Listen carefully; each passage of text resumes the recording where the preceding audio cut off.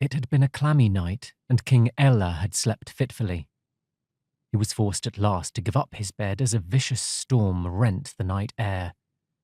The rumble of thunder, drumming of rain on his roof, and, most alarmingly, the crack of lightning as it lit up the sky had all combined to bring him fully awake.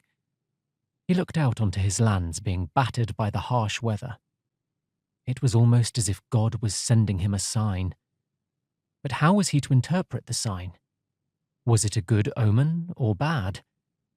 Ella knew he would have to seek out his priest when, if, the sun finally came up in the morning, and ask the old man's advice.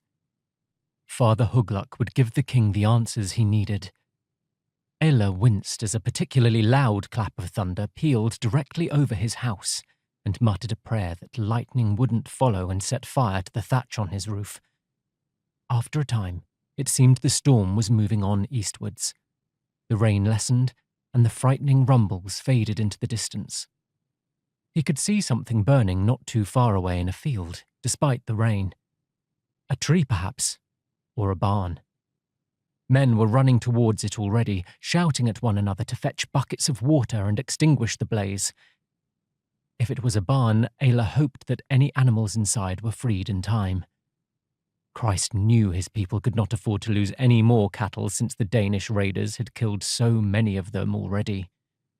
The sea wolves had been ravaging Northumbria for 70-odd years now. Pillaging, raping, killing men, women and children or carting them off into slavery.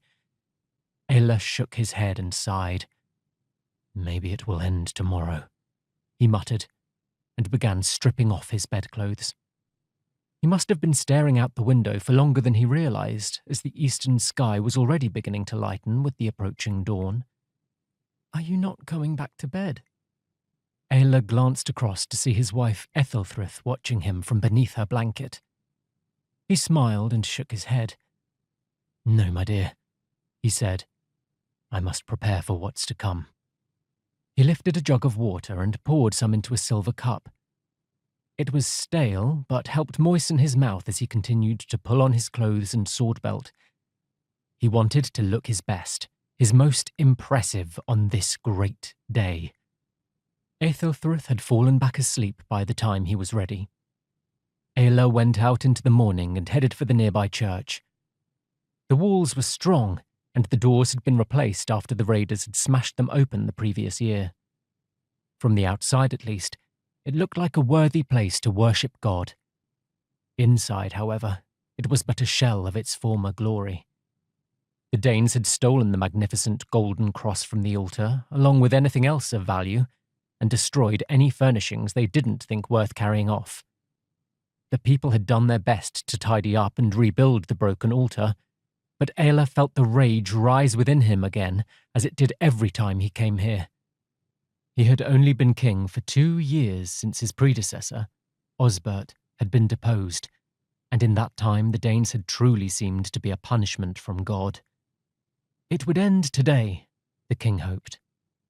"Brother Hugluk," he called out softly. The priest was on his knees with his back to Ayla, but it was obvious from his brown robe and tonsured hair who it was. The man made the sign of the cross, quietly spoke the end of his prayer, and got stiffly to his feet. "Is it time, my king?" the priest asked, and there was a determination in his tone, a hardness which was unusual for the man of God.